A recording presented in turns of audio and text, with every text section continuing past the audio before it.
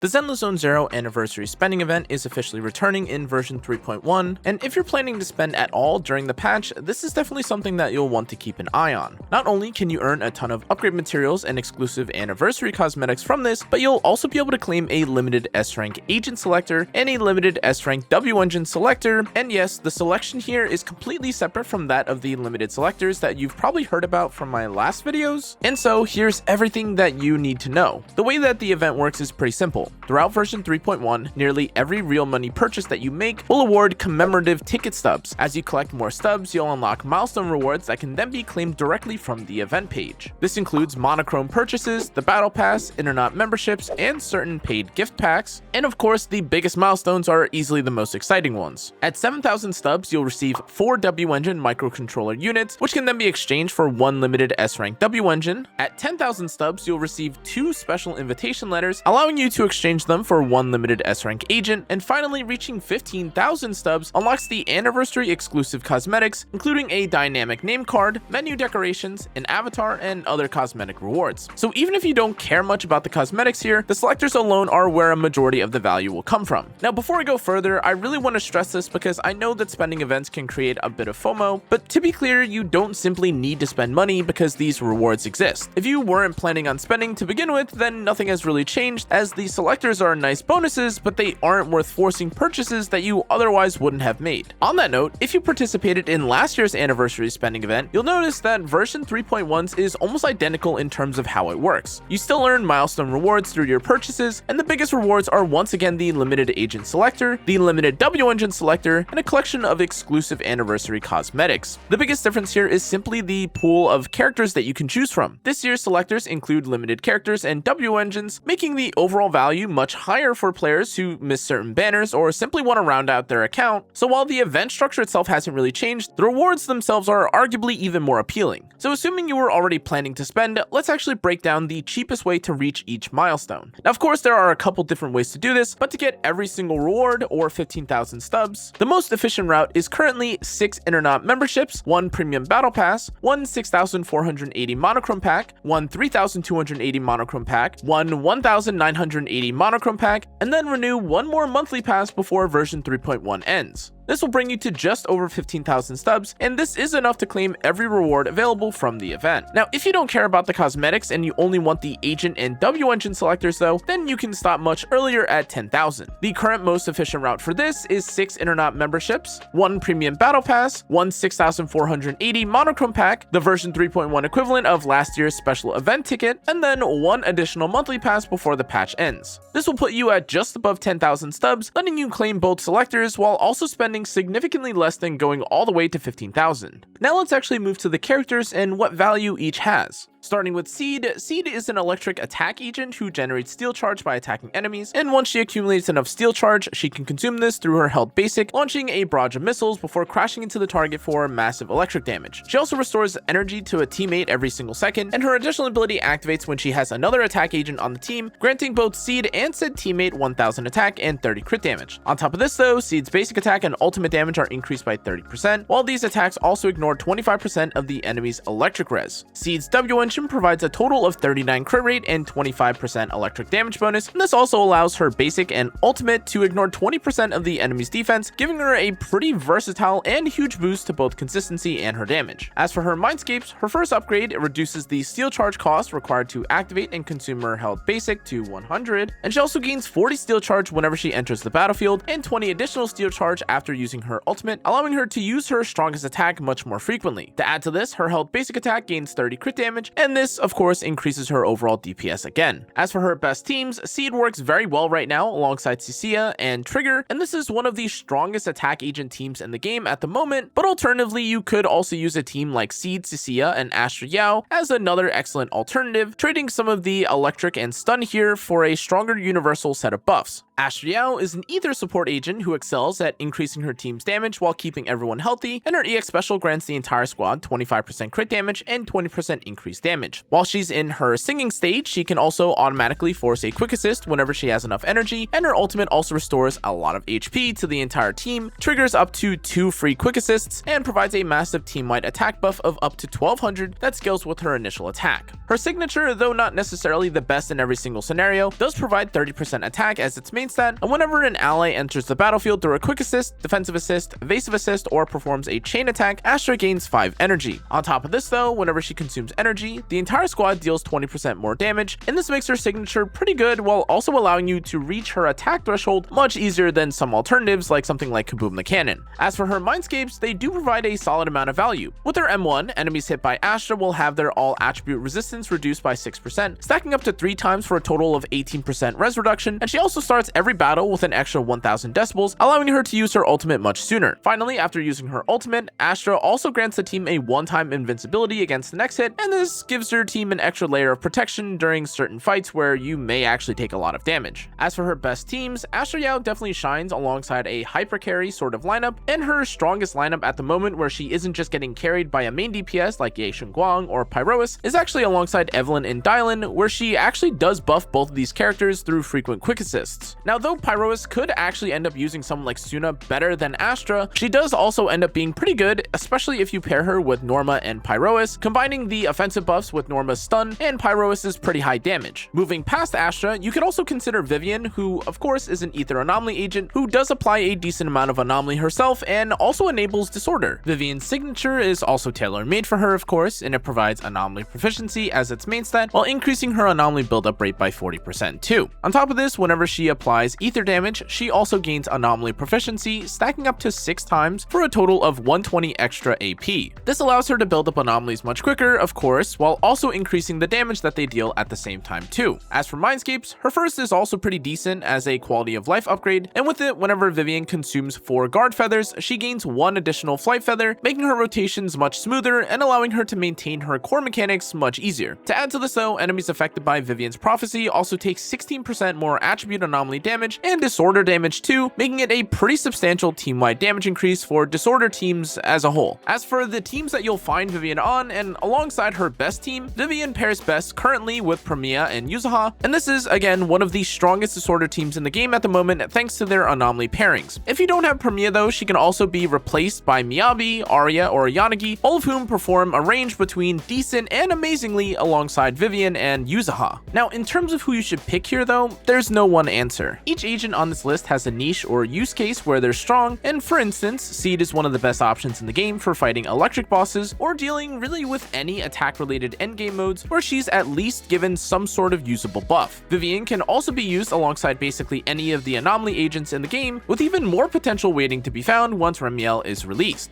And of course, Astra Yao is Astra Yao, and this is the idol who once broke the game and otherwise now raises the bottom line on average for your deadly assault or Shield defense scores, and that's not something to underrate, especially with crit DPS or agents who benefit from chain attacks. Personally, and based on what's recently shown themselves in the endgame modes though, I find Vivian and Astra Yao to be the first and second best options for the agent selection here, as Valina, Remiel, and all of the upcoming content seems to at least seem somewhat related to Anomaly as a whole. That said, in terms of W engines, though we aren't entirely sure how good Remiel will be with, say, Vivian's signature yet, Seed's signature is already provably one of the best crit-based engines in the game, as the passive is pretty usable on most attack agents, and otherwise the raw stats that the engine give itself are very helpful for reaching stat thresholds on characters or even in terms of their performance and adding damage to an agent. But at this point, you might be thinking to yourself, is there anything in the spending event that would actually change why or who you should pull? And the answer is not really. The way that I'd see it currently is that the spending event shouldn't influence your pull plans. It should simply reward the spending that you were already planning on doing. If you're already pulling heavily in version 3.1 because of the teased characters, buying monochromes or picking up the battle pass and monthly pass is just an extra bonus. Getting a free limited S rank agent and W engine on top of everything else that I've mentioned is just the icing on the top, and honestly, this is one of the best anniversary rewards that I think I've ever seen. But if you weren't planning to spend, again, I still wouldn't recommend changing your plans just because these selectors exist. At the end of the day, these are bonus rewards.